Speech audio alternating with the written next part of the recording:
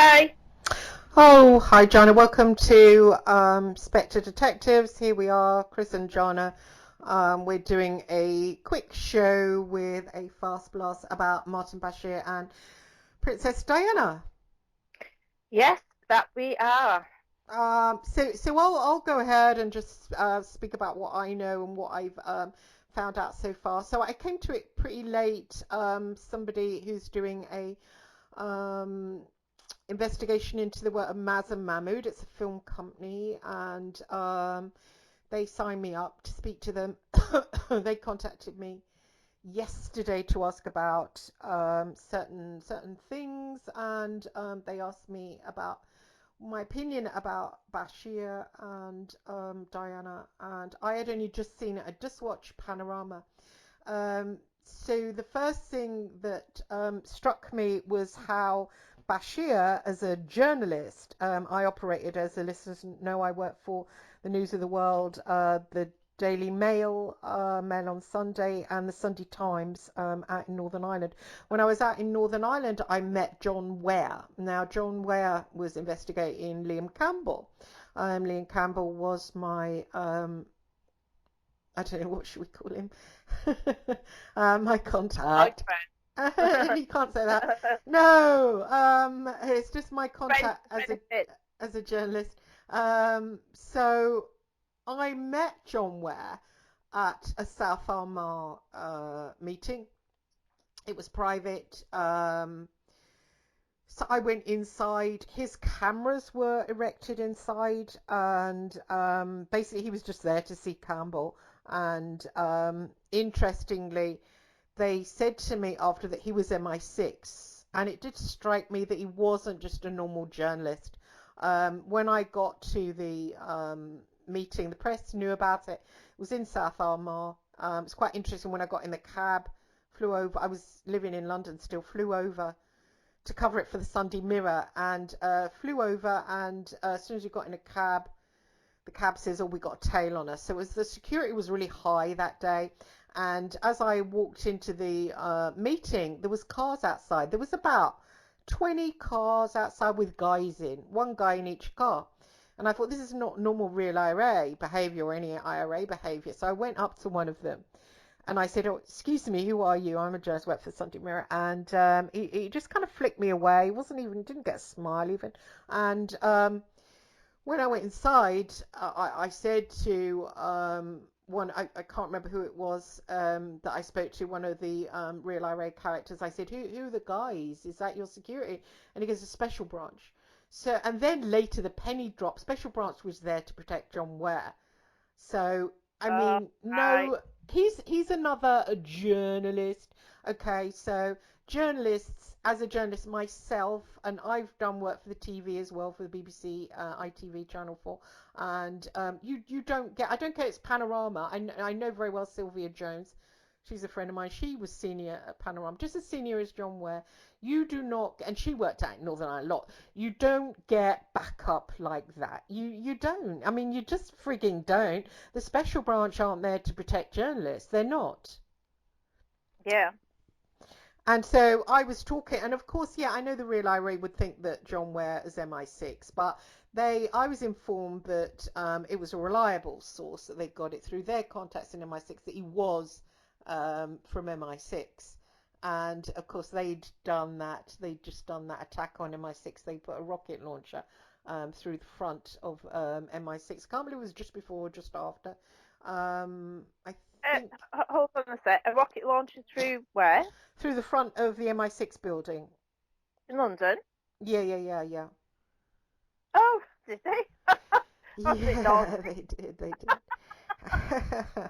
Just their style, isn't it? Just their style. I know. Well, this is weird because I was speaking to them one time and I said, you guys shouldn't like kill children and kill Pregnant women. humans. I said, why don't you get James Bonded up and, be a bit more like spectacular, something to get press interest rather than killing, something that would make people go, wow, that's James Bond. And then they did that, and like, no, were they listening to me? Surely not. I doubt it. But you can't obviously tell people like that what to do. Yeah. I was So going. I was going to say if for listeners, if you ever see what a police station in Belfast looks like, in Belfast city centre, it does not look like a police station. Oh yeah, It yeah, looks yeah, like it looks basically like a metal toolbox. yeah. It has that much protection on it because of people doing things like firing rocket launchers at it. Oh, of It's course, 'cause insane. yeah. Sorry, So, just had to add that in. oh, Yeah. that's okay. What was yeah, yeah, yeah, where? So they said to me he's MI6. They got it for their contest. They got contests. And I believe they did have. I believe they do have. And seeing how much protection he had on that day, no way Special Branch dance around for journalists. They don't. That he's MI6, okay? And what people have to realize, people don't understand how MI6 works, right? Um, they have them and they have their agents that work for them. And then they have these little offshoots, right, called MI6's commercial arm. And you've got things like Knightsbridge Company Services Limited, you've got Company X. I know it sounds all very, oh, isn't it a company called Company X? Well, it's called CIEX Limited. You can Google that, it will come up. It was run by Michael Oatley, supposedly ex-MI6. Is not. I've worked for CIX and I've worked for Knightsbridge Company Services, Kroll to a certain extent, and a few others. And okay, so take Michael Oatley. He's Well, mostly involved with, pardon? I was going to say, for listeners, if you watch the film Proof of Life Hmm. with Russell Crowe and Meg Ryan in it, there is a company that Russell Crowe works for it in that film, and that is exactly the kind of companies that Christine's talking about, based in London. Oh yeah, that's Sorry. control. That's control risks actually. Yeah, yeah, yeah. So Mm. and there's Sandline as well. There's more military. There's more spooky. So CIX Limited, they actually hired me. Nobody's written about this. This is how spooky it all is, and this is how the public get fed bullshit. They hired me to spy on the News of the World. So funny because the News of the World were using serving. Miscue was using serving SAS guys, and they got angry about it. So they hired me, and they said, how much access does the News of the World have to our boys at Hereford? And I laughed and said full access. And of course that was soon after the phone hacking got pushed in. And since John Boyle, who's a golden boy for those guys, he does all their data hacking, and he's a bit like off. If you watch the Netflix startup, he's a bit like Big One in there, the guy called Big One, or one. Yeah, I think he's called Big One. He's major hacker.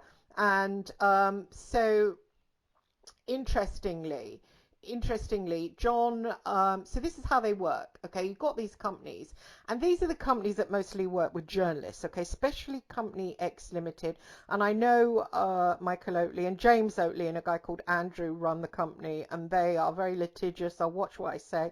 And also you get people like Paul Halloran. Paul Halloran wrote. He's ex. Who did he work for? The Guardian, I think, and he's very. He wrote a book called Thatcher's Gold, got well published. We had lunch together down in Shepherd's Market, and the last time I mentioned Michael Oatley, he was going, "Oh, you didn't work for them. Why are you pretending you were a player?" I did work for them. I've got proof of it, and I wrote about it in my book Searching for Daddy. And Hodder and Stoughton came to me and said, "You can't say you work for." These MI6 agencies, specifically Michael Oatley of CIX Limited, because he's suing us. Somebody had written a book on MI6 and had exposed Oatley in it. So he was suing Hodder. And so Hodder said to me, "You can't if you didn't." And I had to dig out, going back to my bank accounts, to show them payment from them. And, it's bam. And they said, "You want it in there?" I said, "I do want it in there." I said, "Because I'm not having it in the future denied. If I happen to lose a bank account, whatever, there's proof that it's in there." So Halloran had a pop at me last time I talked about the whole thing. And I said, "You don't remember me, do you, Paul?" I said, "We had bloody lunch together." What happens down there in Shepherd's Market? The Fruit Force Research Unit, they're the guys that went in Northern Ireland. They were commanded by a guy, and he was involved in that kind of thing, the kidnap, the proof of life. There was a big major, and he then got involved with the private companies in London, and he ran the Fru guys. So the guys in the elite force research unit that were out murdering the IRA in Northern Ireland for the British, they were colluding with the UDA to kill IRA members. After they stopped that unit, the crew came back here. Some of them worked for the royal family as bodyguards, really close, William, Harry, whatever, Princess Anne. And others of them worked for company CIX Limited. And when I was at the News of the World, this guy called Phil Campbell Smith, he'd done a story, an expose on the Fru. He'd written a book called Fishers of Men, and he'd done it from another journalist. And I said to the others, can I have his mobile number? I'm doing a book on the real IRA, which I wasn't, but I was saying that. I thought I was at the time. And so I got his mobile. I had to fight for it, but I got his mobile eventually. We met up together, and then we became friends. And there was a sexual frisson, but nothing ever happened. And we would meet there, and he literally would meet with all these journalists that were in bed with Company X, because Company X were based along Buckingham Gate, but they would go drinking and eating in Shepherd's Market. Phil was working for Company X. I had worked in the past for Company X, and there were all these journalists there, like Hollingsworth. I can't remember his first name, something Hollingsworth. There was Halloran, Paul Halloran, and some others, and there were some SAS guys. And they were all milling around drinking there, and you got to see how some journalists were working for Company X, and Company X was MI6, but it was deniable. Okay, for instance, like hiring me to spy on the new. Well, they drew me in, really. They ordered me in on a job, and then they got me in the room and said, what's going on there. They weren't even honest enough to say, they were hiring me. They dragged me in, basically. And so they're not disconnected from MI6, but they'll do all the dirty work, the deniable work. If any ties are, discovered, it leads back to them, not MI6. And so it's a crafty little world, and not many people know about that kind of world, okay? And so when I saw Panorama, firstly I saw John Ware, who I know is MI6. So he was presenting the program to the public for Panorama. This is what happened, in this kind of scenario. So I found that a bit weird. And then looking at Bashir, being a journalist myself, when you approach royalty, for instance, the News of the World, with their phone hacking the royals, they got caught very easily. I think that was a setup, the whole phone hacking, that kind of thing let go ahead because Boyle brought it in, Boyle organised it, and then he stepped back, and they were allowed to steal his office boy. I think it was all arranged and manipulated. But interestingly, so Bashir and the News of the World were involved because Bashir puts a payment by News International. And then he put Penfold Consultants in Jersey. Now, I've heard of that, and I've heard of that through Phil Frew. He mentioned Penfold to me, and I don't know what aspect. I've been trying to get hold of him, but the mobile I've got is dead. But that is a name that I heard linked with Company X, CIX Limited, Michael Oatley's company, who more or less controls the link between journalists and MI6. And what he did, he went to Althorpe and he showed these forged bank accounts. Well, it's illegal to forge a bank account. So why would a journalist of such a high order, he works for the BBC, he's achieved a lot, why would you risk your whole career by doing something so illegal, so highly illegal as forging a bank account? You just wouldn't do it. Journalists wouldn't do it. Same as John Ware down in South Armagh, taking the piss out of the real IRA. He took the piss out of the real IRA. He put cameras in their secret meeting, and he said, "Oh, I'll just film them when you finish the meeting." But the cameras were still on, so he was secretly filming the real IRA. Now you don't do that unless you want to sit on a cooker after and get tortured. But so he's not a normal journalist. He's actually working for MI6, but he's like an agent, but not a. So everyone thinks John Ware's a journalist, but actually he wears two faces. Do you see?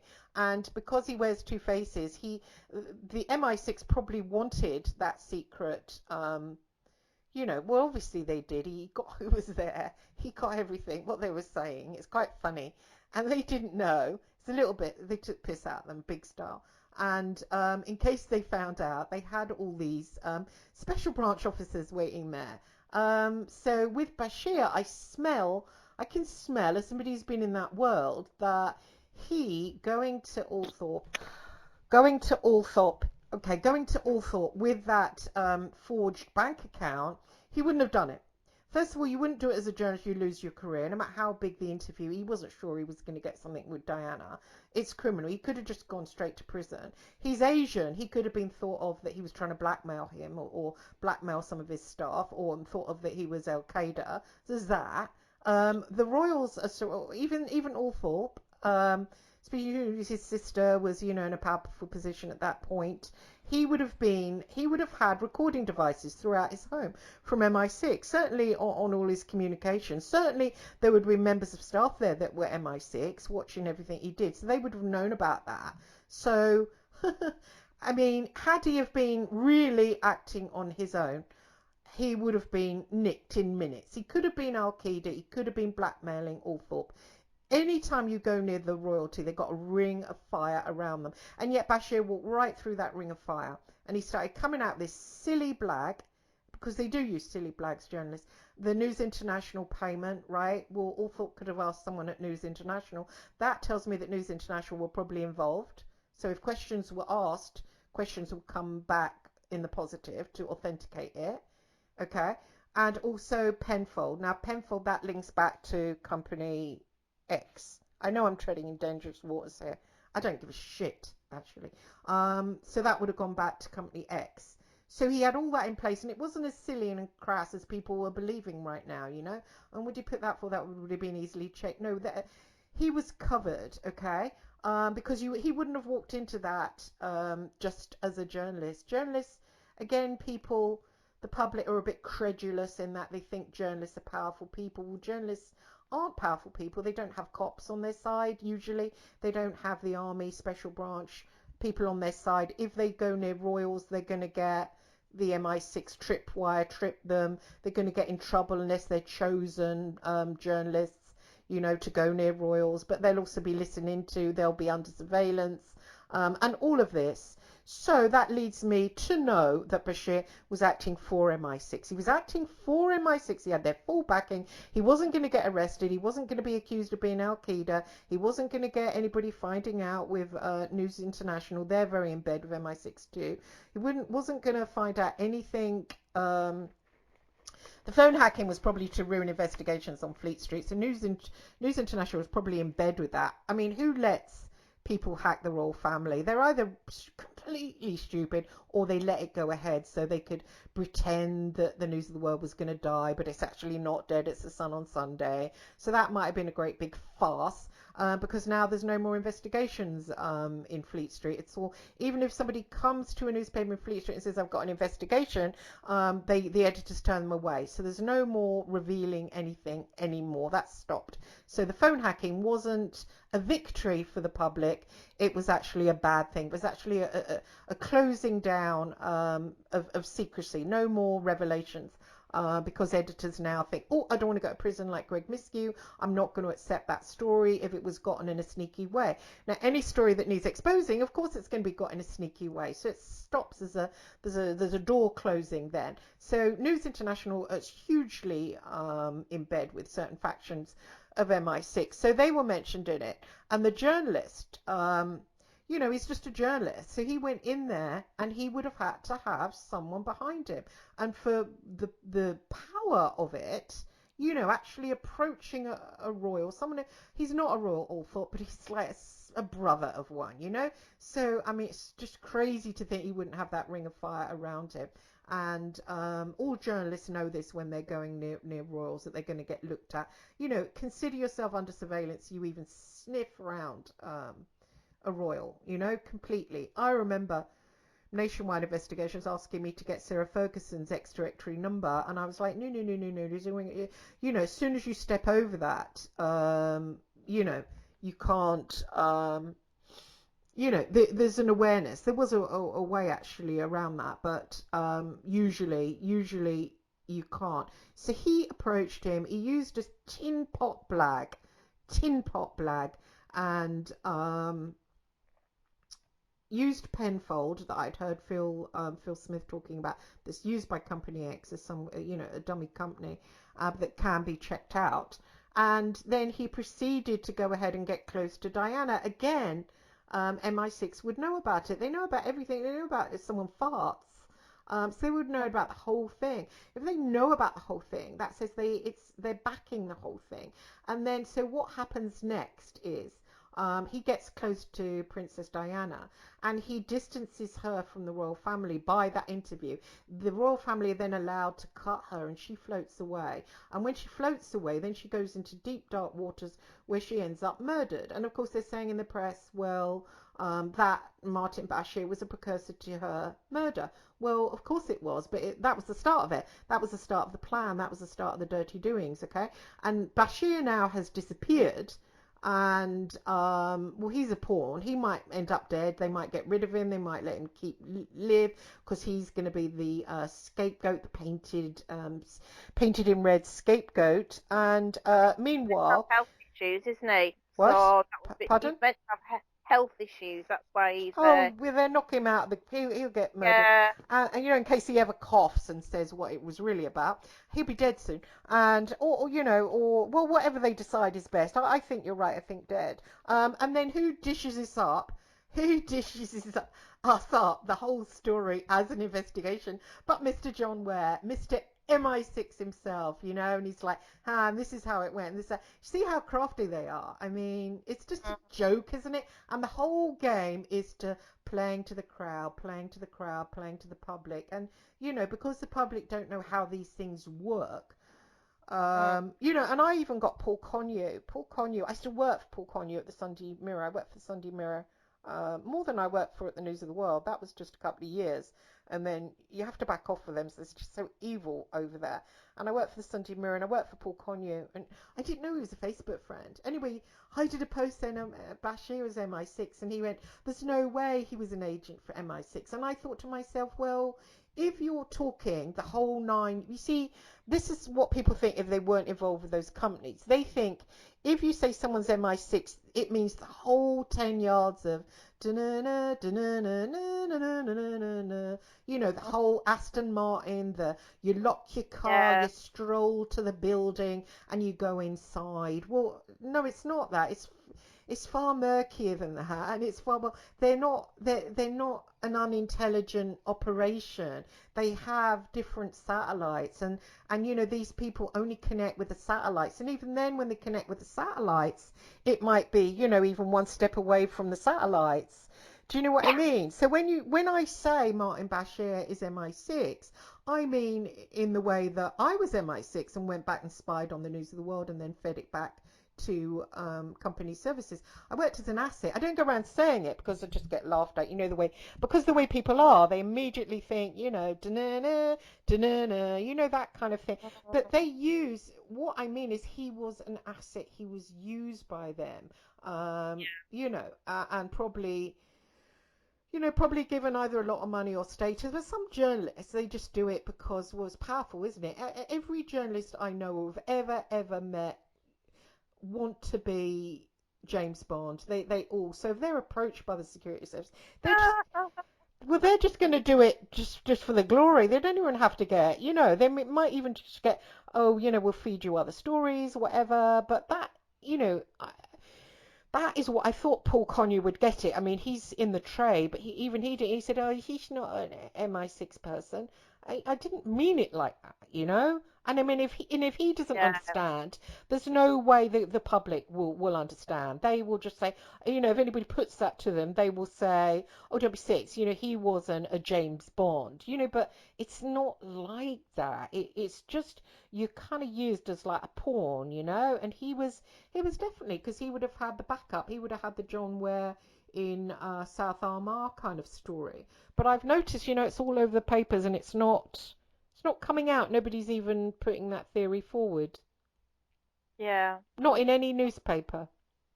They won't because it'd be considered too far out there and unbelievable, like you said, because of the public perception. Yeah. But why do you think they wanted Lady Di out of the way, Princess Di out of the way? What do you think the reasons were for that? I think she was going to expose them, wasn't she, for what they, we could go full truther on it. And but I won't at this point. But you know, she had a big heart, and she was, you know, very into telling the truth, very into loving the people. You know, she also was drawn to people of the Muslim faith, and they didn't want to, you know, mix blood with that. She was still Yeah. childbearing age, wasn't she?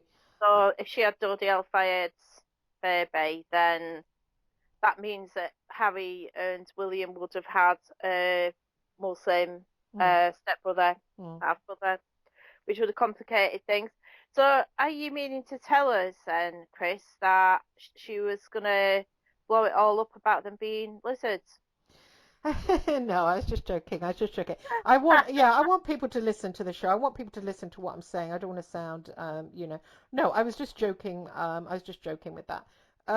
What they have to realize is, you know, she wasn't liked, you know, because of who she was. She wasn't establishment. She wasn't an establishment person, and you know, she was like a loose cannon, and they wanted her pushed out, and that interview was the start of it. As they're saying in the press today, that interview led to her death. All the papers are saying that, but they're not saying who was responsible for that interview, you know?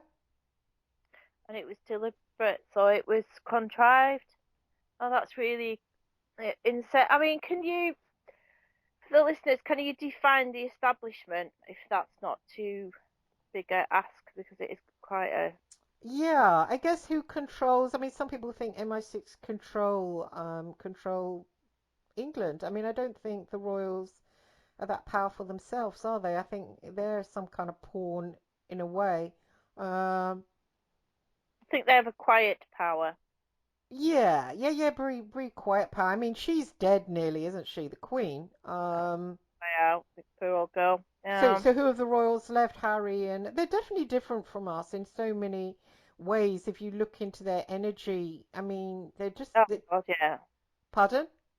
I said, oh God, yeah, for definite, Oh, they're yeah. different. They're just like a different being from us. I mean, you know, it's like they're just completely different, and I don't know what that is. I mean, I've tried to read it. Even their children, you know, if you look at, you know, Alex. Williams and Catherine's children, you can see the power radiating, especially the girl, Charlotte. You just see the power Mm. radiating out of her. Yeah, she's something, Charlotte already, isn't she? She's something. She's something. I mean, Gonna I be wish I wish I powerful. knew what that bloodline was. I mean, I wish I knew more about it. I don't know more about it. I'd love to educate myself. I mean, there's so many people out there who are saying they do, and they're telling. You know, we've got to.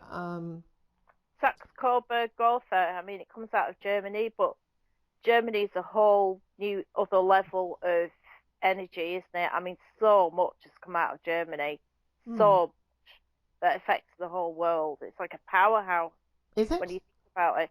Yeah, yeah, Oh, absolutely. tell I mean, us more because I don't know much well, about the that. Prussian education system for a start off, Uh-huh. all the Prussian stuff. I mean, that was part of Germany. Um, the royal family thing has just spread its tentacles out into the British Empire for definite. Because remember, Queen Victoria married Albert, who was German. The Nazis Hmm, and all the occult power. hmm. There's a lot of occult power in Germany anyway, just to begin with. Is there? Yeah, oh God, yeah, Where's that yeah. from? I don't know. I don't know. I think it's very ancient, extremely ancient. I think it's been there for a very long time, but it is extremely powerful. So that's why a lot of things seem to come out of Germany. I mean, I've only been to Frankfurt, but I stayed in the financial centre, the banking centre, and it. If you ever want to go anywhere and experience what a New World Order centre of power is like, go there because it's just got it written all over it, absolutely written all over it.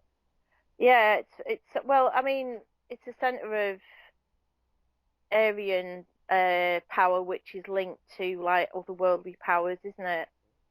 So, um, it's just a powerful, energetically powerful nation. So anything that comes out of that, and with royalty I mean, royalty is meant to be God's representatives on earth, so they already have this divine power on them, just on a mundane public level.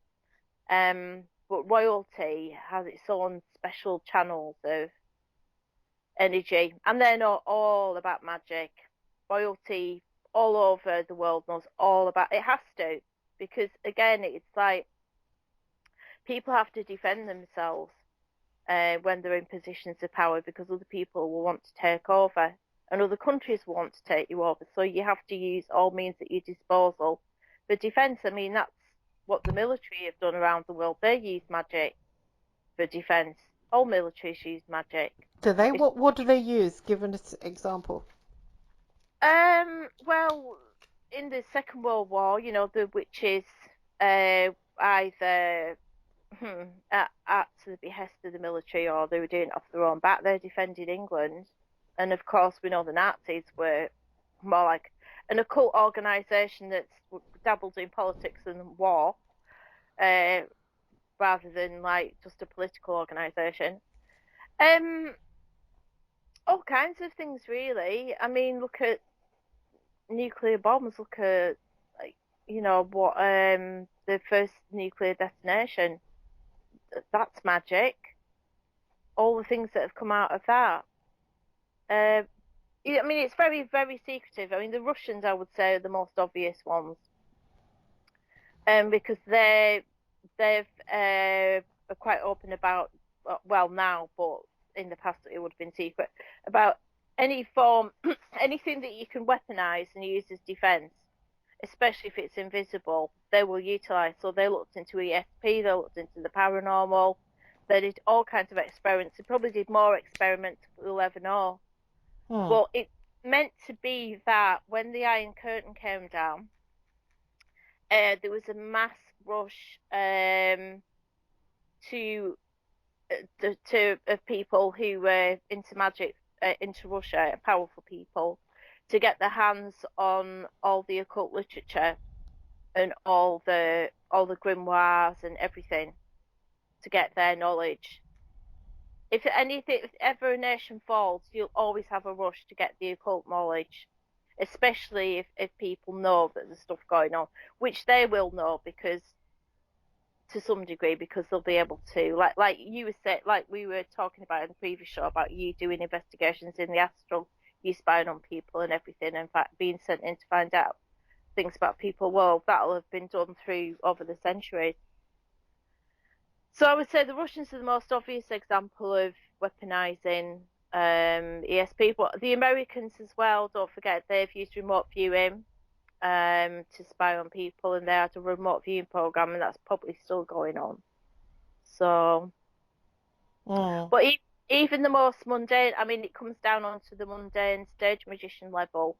Of in the Second World War, they actually employed stage magicians to give them ideas about using fake tanks and using illusion to confuse the enemy that there were things happening where they weren't happening. So all levels of magic are used, especially during warfare. War is a very magical event because you've not only got massive amounts of energy which people will want to harness in the form of like mass death and destruction and conquest and things like that. There's also a lot of magic utilized on a macro and a micro level. So there'll be magic utilised, there'll be the top magicians working to get a victory, but there'll also be, say, the soldiers on the ground that are using their own methods of protection just to live. So that's from wearing a crucifix to whatever your belief system is, to using whatever form of protection. So it's it's meant to be quite shamanic, some of it, like people get in shamanic states. Hmm. So during warfare. So it's quite complicated. So sorry, I've kind of gone off the thing a bit, but No, yeah. that's okay. It was interesting.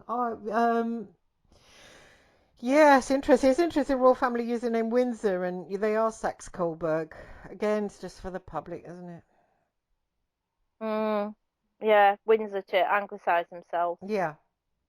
But um, so Oh, she that's interesting. to keep her quiet, so there wouldn't be another bloodline coming in because that would Al-Fayeds are Egyptian, aren't they? Oh, yeah, that's Mm. tasty. Being There's, Egyptian. there's probably loads of other reasons that we don't. I know the Yeah, press were attacking her. I mean, that time I was asked to phone her. That was by the Sunday Mirror when I spoke to her over the phone. yeah. That was a Sunday Mirror sent me to do that. So What did you talk about? the gym, just the gym. Going to the gym. Mm. Oh, yeah, because you pretended you were from the gym, didn't you, or something? I know. Yeah. I remember that shortly before she died. They were horrendously attacking her, Mm. horrendously. I couldn't believe the hypocrisy Mm. after she died. The turnaround, the 180-degree turnaround. Oh yeah, And yeah, yeah. I, the last picture I saw of Lady Di, it was actually in the gym, and she was doing the exercise where well, no way I can put this politely. She had her legs open, and they'd taken a photo of her somehow with her legs open, and I thought, what is wrong with you people? You are so vile. That's the level they were getting to. Mm. I wonder why they were doing that too. I wonder if that was at the behest of the royals. Why they, No, I think it was like, hunger for her. She was beautiful and the public loved her. So the photographers would sell a photo of her for a really high amount. So that's why it got like that. It was like, oh, this one will be worth more. This one will be worth. Do you know what I mean? right, right. That was down to greed. So her lovers, there was James Hewitt, who people think is Harry's dad. I don't think he's Harry's dad, but I think it's the ginger thing, isn't it? Really. Mm, Um, but I think Harry looks like King Edward, like their mm. ancestors. I think he looks like And him he's a a bit. nice lad, isn't he? I think I saw him once driving through the Lake District, and I was in my friend's car. I'm pretty sure it was him. I know they've got a secret hiding hole in the Lake District. Mm, I drove past him, but he was on his own. But he did really look like him. But he looked really sad, and he was driving like this big Range Rover. I mm. said, "Oh, that's Prince Harry." But so there's James Hewitt, there was Dodie, and then didn't she have an affair with an Asian heart specialist Oh, or yeah, something? Hasnat Khan, yeah. Right. So There's she lots had of her Asian lovely. involvement there. I don't think they liked it. We probably didn't. Yeah, But there was yeah. probably other reasons that we don't know about. I think so. I think there'd be quite a few. I mean, at the end of the day, who knows what goes on And with she didn't the just have an accident. I mean, oh, that's handy. And she wrote about her car and, there's going to be, an accident with the car. And there was an yeah, accident with a car. yeah. And who goes down a tunnel? And it has to be a tunnel so nobody can see what actually went on. And I mean, and wasn't there a way the Russians, there was a Russian guy came forward and he showed a plan to kill somebody, a high profile person, using a flashlight, drugging the driver, using a flashlight, blinding him, and then sort of getting it in a tunnel and then getting the car to crash at high speed. So that was a plot. And he revealed that, and that was what they used on Diana. It's disgusting, really, just to kill somebody. And then they saw the ambulance go off somewhere, and the ambulance was rocking. I mean, think how scared she must have been. I mean, it was just really, I mean, it's really bad, isn't it? I thought the ambulance stayed there for about an hour or something when they should have got her to hospital. Yeah, I mean, yeah, I know something there's along different those lines. I mean, it's just versions. fucking nasty. I mean, it's like Max Spears when he was, taken out. It's all very, and what actually happened, a kind of head scratching and all that. I think if, certain energy wants you gone, I mean, you're gone. At the end of the day, none of us, is, in spite of whatever people say, none of us know what really happened, what really goes on within the inner circles of these people. I mean, I bet the a lot of people who think they know what goes on, who are near the inner circle, still don't know what's going on. Mm, mm, mm, mm. I just keep But, thinking of yeah, that attack I had in the astral last night, that knife that went into me and said, "You're dead. It's just going to take a while for you to die." It's reverberating around my head. well, they won't be doing that just to you. It'll be all the other people as well. Oh, really? Sorry, singing. Let's Oh not yeah. mention. Yeah, let's not No, mention. I'm not mentioning any names. You're all right. I wouldn't do that. Yeah, but yeah. Oh, I see. That's a good point. That's a good point. Yeah, won't be just you. What state of affairs? But there's still, if you think, see, the thing is, being branded a conspiracy nut is still quite a powerful stigma, isn't it? Mm. But actually, I'm Uh, not. I'm lucky in the way no, I know I've you're been not. You're not. rejected by the truthers, thoroughly kicked out. I'm one of the Illuminati. I'm the elite. I go horse Oh riding with Rebecca yeah, Brooks. So I guess I'm lucky. I'll be taken seriously because I'm not one of them. I mean, God, it's kind of annoying. You kind of like. I always thought like, okay, the truth committee that's for outsiders, and the outsiders, people that don't. Mix of society, they've never found it happy, and all the sort of red pilled individuals that have never enjoyed it. I thought that was a place for them. But then you slowly realize that actually the insiders have got it. They've always had it. And that if you're an outsider, you're going to get pecked and told to F off out of it, just like you are out of normal society. It's not really what it makes out it is. It's just a group of people saying, we know what's happening. But actually, a lot of them, they don't. It's just throwing yeah, stones at the rich, throwing stones at the powerful. How do they know whether a certain powerful person, just so they got loads of mums, is good or not? And we're told in the Bible, don't judge, let sleep be judged, but we do, we sort of, they're rich, they must be corrupt and stuff like that. I mean, I do it myself, but the truth community isn't what you think. If anybody's watching, thinking of joining it, think it's a great thing, keep your distance. It's no, not. It's don't not a get place for involved. outsiders. It's not a place for. If you're an outsider, turn to God because that's where you'll find comfort. You won't find it within those Uh, people. They're insiders. They've just moved to a different. It's just a half little of them hobby are for them. half of them are agents, half of them are con artists. And So it's like demon possessed, anything. lots of them. Yeah, do your And own research on it. there's a horrible lust for power. There's a horrible lust for, I will be the one that when mainstream turns around and there's aliens on the lawn, they will turn around and call on me. I am the, but it's never going to happen. If they're unsuccessful in life, they're going to be unsuccessful there as well. I would just start praying rather than just going on YouTube to kind of slap at this one and slap at that one and slap at the other. I've always noticed that people with real class, they don't say people's names. Although some people they describe people, which I suppose is just as bad, pretending to be classy.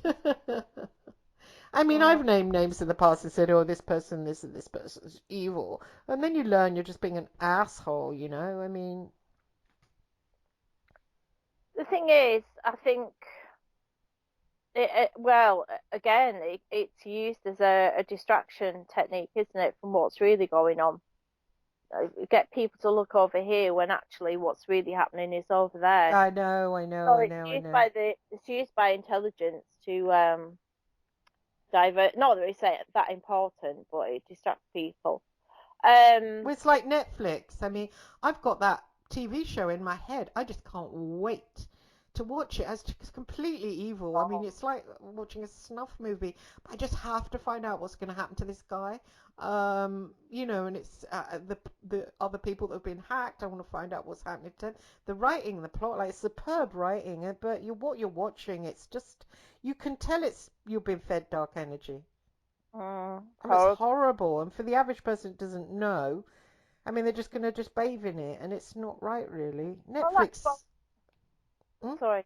That's what I was going to say. The average person doesn't know how things really work. The average person doesn't know that the newspapers were used in the SAS to spy on Mm, Noel Gallagher's love child and mm, things like mm. that. They wouldn't Nobody think. gave a shit about that story. That hasn't been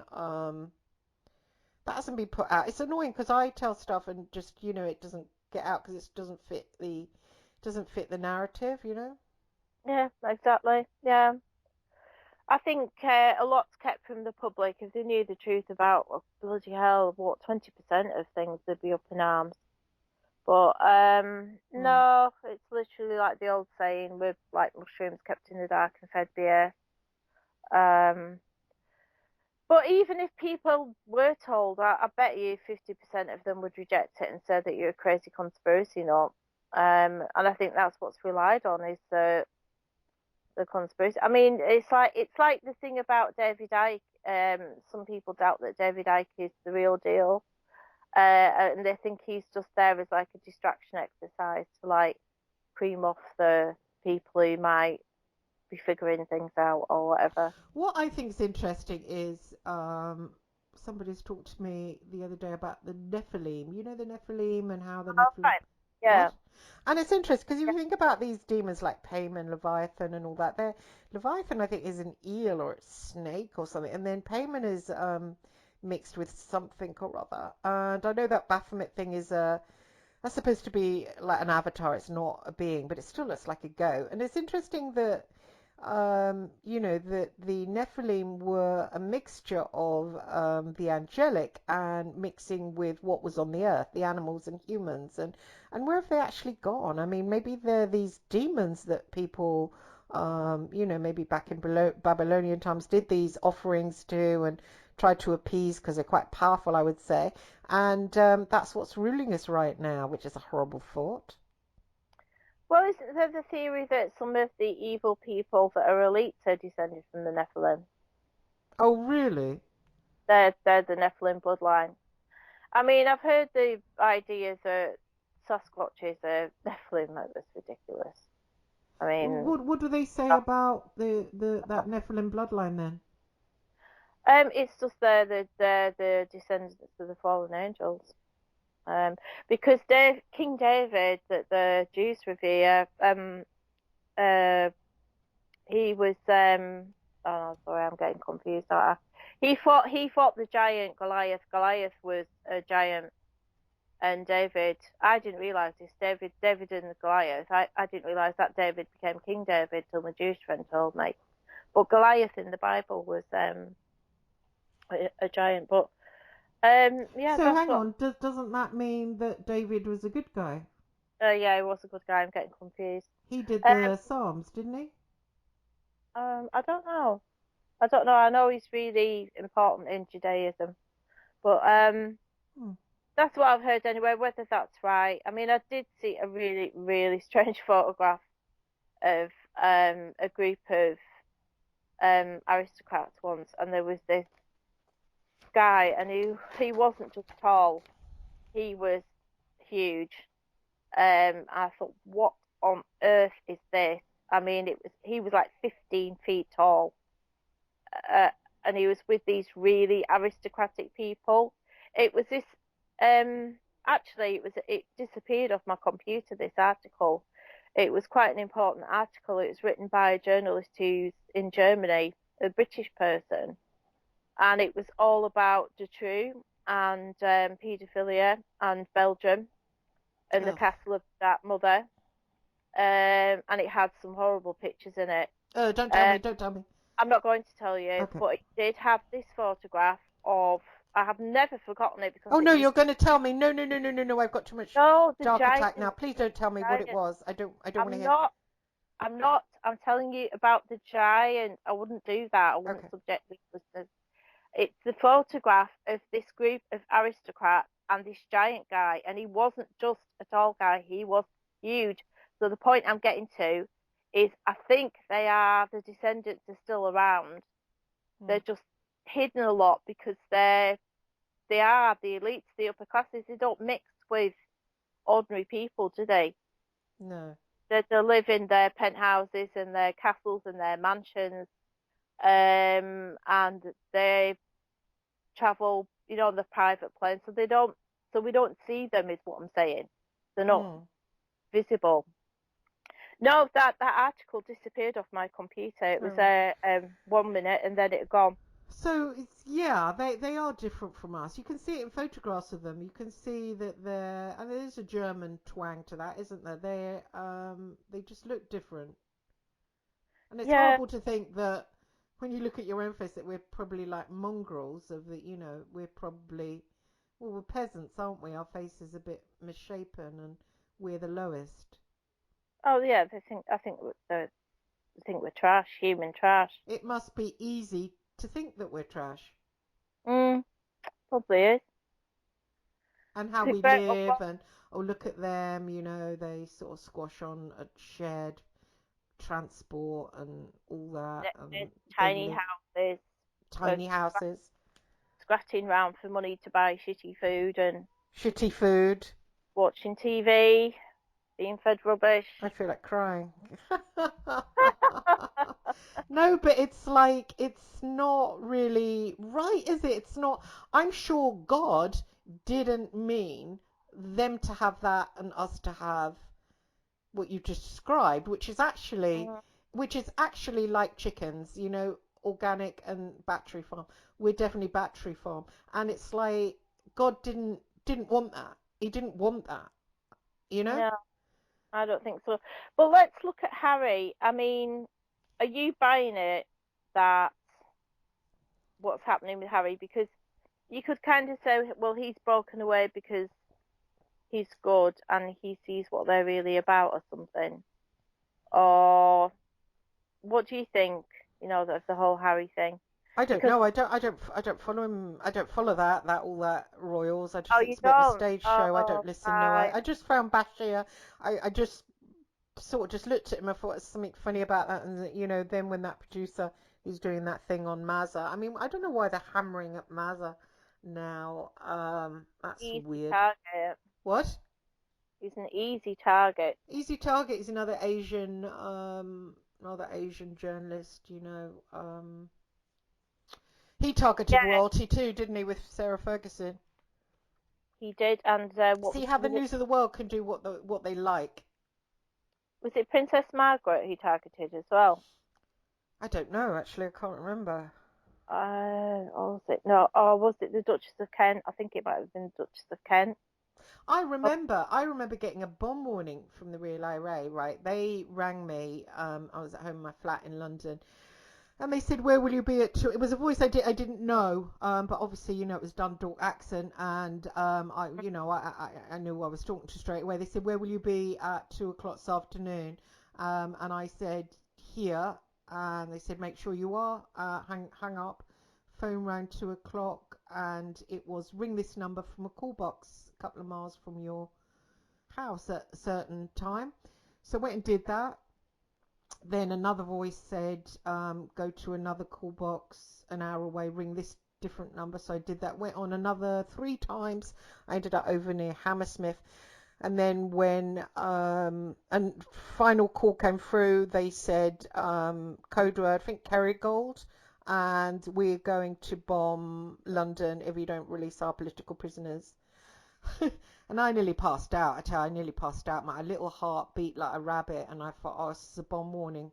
And I phoned Greg Miskew, and I guess I thought, oh, is this a story? Should this be a story? I mean, I suppose it's police you ring first, isn't it?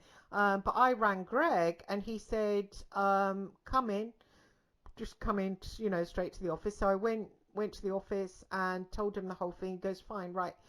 And I said, what do I do next? Do we get the police in? He goes, no, no, no, I'll deal with this. And nothing, I didn't ever hear anything again. what? Yeah, I didn't hear anything again. What year was that? 1990, no, must have been 2000. And they were doing the BBC bombing. They did loads of stuff. So they did bomb London. I think it was, oh gosh, I can't remember if it was after or before. Yeah, that was weird. I Yeah, assumed I assumed that he was then going to go to, their yeah, 'cause it would have contacts. more clout, wouldn't it? If he's was that the News of the World or the Yeah, Sun? News of the World. Well, he'd have more clout, wouldn't he? Oh, this is Greg Miskey, News of the World. Oh, we know about a bomb warning. Because if you'd just rung up, you could have been anybody, Hmm, and they'd think, well, yeah, sure, lady, you're bonkers. hmm. Yeah, so you did the right thing, and he did nothing with it. Oh my God, that's outrageous. Well, I don't know if he did. I mean, he might have gone to them. I mean, obviously there's a connection there. but I expected it to be a story and it wasn't. I don't think it was actually. Maybe it was a small one. I can't really remember now. But Maybe he did. pardon? Maybe he did, and they told him not to do the story because it would make Oh the yeah, public yeah, yeah, yeah, paranoid, yeah. frighten the public. Yeah, but I felt God, I was so freaked out. I remember ringing my INLA contact who I was friendly with, and I was like, oh, holy shit! I don't want to do that ever again. It was really scary, and especially the last voice, it was scary. And he said, "You've been in the eye of the storm. How's it feel?" Fucking hell, I needed a drink. I'm not bloody surprised. I mean, I don't think the public get told the truth about what happens when there's a bomb going off because I was in Manchester when the bomb went off in the centre of Manchester and heard it going off and everything. And then the things that I heard afterwards, I mean, you always get rumours going round. I mean, there was an explosion here last Sunday. Unfortunately, a child died in Heysham. It was a gas explosion, but 4 houses got Mm, taken mm, out. And there's loads of rumours going round. And that's a gas explosion. So God knows, when a massive IRA bomb goes off in a major city. mm, But I heard things like I knew somebody who said, well, it's been made out that everywhere was evacuated. It wasn't. My son was still in an office block nearby, and him and everybody with him have been so traumatized they're all on Valium now. So sometimes you don't get told the whole story. I think sometimes when bombs go off and around that, I think a lot of things are hidden. mm, mm, mm. But God, that's horrible, Chris. You must have been absolutely shitting yourself. Yeah, and I kind of wanted to speak to the police myself, because I think you deserve all that. And he was, no, I'll report it. I'll report it. You just, you carry on with it's in hand. And I thought, well, shouldn't I be involved? In fact, I think there was a little story. I think they did run a story. Yeah, in fact, yeah, I do. But it was kind of tiny. They threatened to blow up post boxes. Yeah, they said if we don't get political states where prisoners will blow up post. So they did do a story on it. They did run a story. But I remember thinking that it was a little bit swept under the carpet. Mm, strange. Have you ever had death threats from IRA type people or anything like that? Oh yeah, yeah, yeah. I mean, the first time I went there, they put me in the back of the car. I had to lay down. Got something thrown over my head. I was taken to a safe house. When I've been there, often, in pubs like the Emerald Bar, they start threatening me, saying you're a spy, and I really went through it. I mean, it wasn't easy. People just like, dismiss it, and I was going to say it couldn't have been no, it easy. was. It's amazing that you've done it. Thank you. Absolutely amazing. Yeah, they're Mm. they're very paranoid guys. I mean, it's just like dealing with other paranoid guys. Except they're very, very violent, and also they've got reason to be, and also they're protecting themselves, and also, I did get really, really close to one of them, and he got funny now and again. As I told you, I was in Alta. I went from Yeah. one state of mind to another state of mind, so I would sometimes be, lying in bed with him, and then sort of sit up, go to the window, and think, what am I doing? And I remember one time just thinking, what am I doing? I knew I'd got there. Obviously, I had that co-consciousness. I knew it was me that got there, but it was almost like, Yeah. what a stupid thing to do, and what the fuck are you playing at? So it's like a different state of mind, but looking back, I think it was probably an alter. I mean, that side of me now went back in 2008 when I rang that bishop, so that's kind of weird. But yeah, I remember one day I just wanted to run out of his house and run to the British Army barracks and just say, please let me in, please let me in. I'm mad and I'm in a house with a real IRA commander and I think I'm mad. Help me, let me in. I really, that crossed my mind. That crossed my mind to do it because I was in such a state of panic. So that's all weird, that kind of period. Must As I have say, been. he got arrested soon after. I won't mention his name, but he was arrested soon after. I mean, it's kind of all dirty, dirty doings and stuff you can't prove, and stuff, if other people discredit you and say this person's that, or that person's that, or that person's evil, then people don't listen to you, and so you don't really get the truth out. And do you know what? Part of me is pleased, because I think if I was taken seriously and listened to, I'd probably be seen as a bit of a threat through knowing this and that, and probably given cancer or just taken out, or I'm pretty easy sitting target. Mm, yeah, I know what you're saying. Yeah, it's definitely a lot of strange things go on. They do, and we the peasants are just, oh, here's your Netflix, it's treated like inferior hamsters. And I mean, it just feels odd, doesn't it? Those, you know, certain people who actually experience life here, and it's not about money, and we're taught it's all about money, and we're taught not to want that, not to covet somebody's goods or whatever.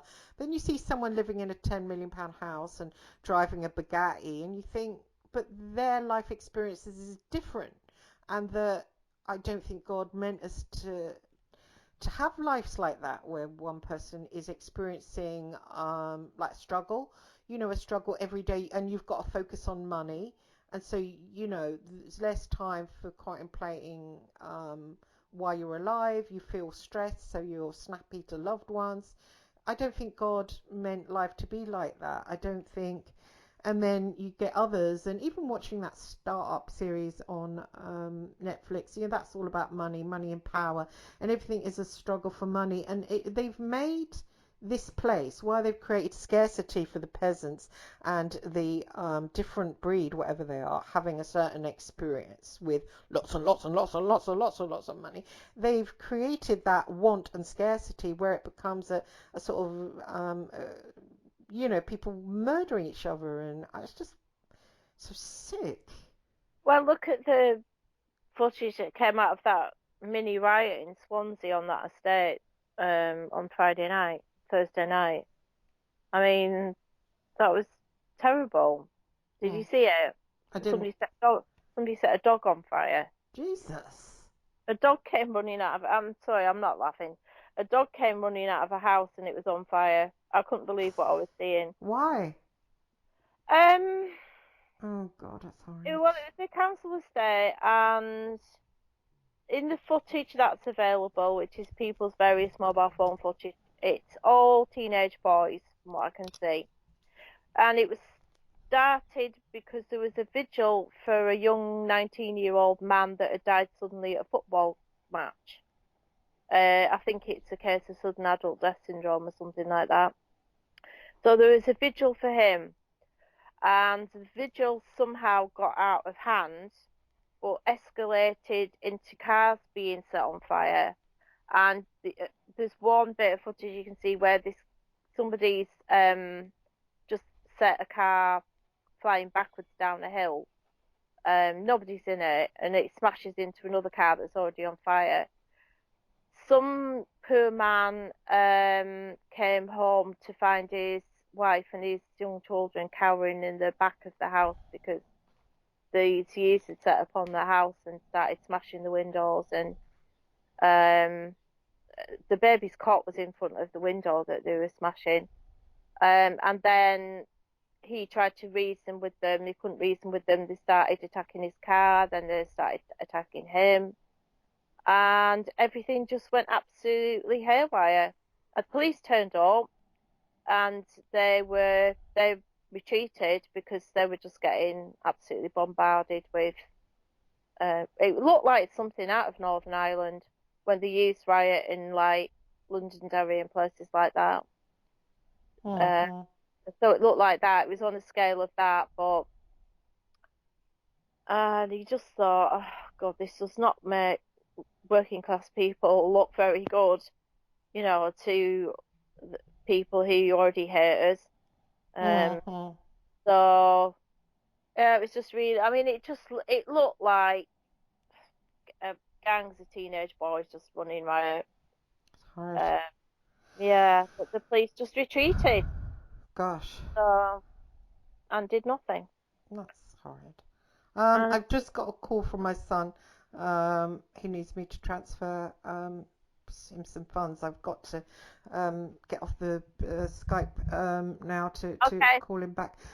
Thank you for that. It's an interesting show, and thank you for interviewing me over the Bashir thing. It was interesting. I hope it doesn't, cause nobody's going to listen to us anyway, so it'll just be for entertainment. Well, I mean, if I don't turn up to the job centre next week, you know what's happened to me. You know you're one of the elite. Take that Baphomet Oh t-shirt yeah, off. that's right. Yeah, yeah. Somebody should tell DWP. All right then. Yeah, it's very Okay, interesting everything that you thanks for said. everybody for listening, and see you next week. All right. Thank you. Bye.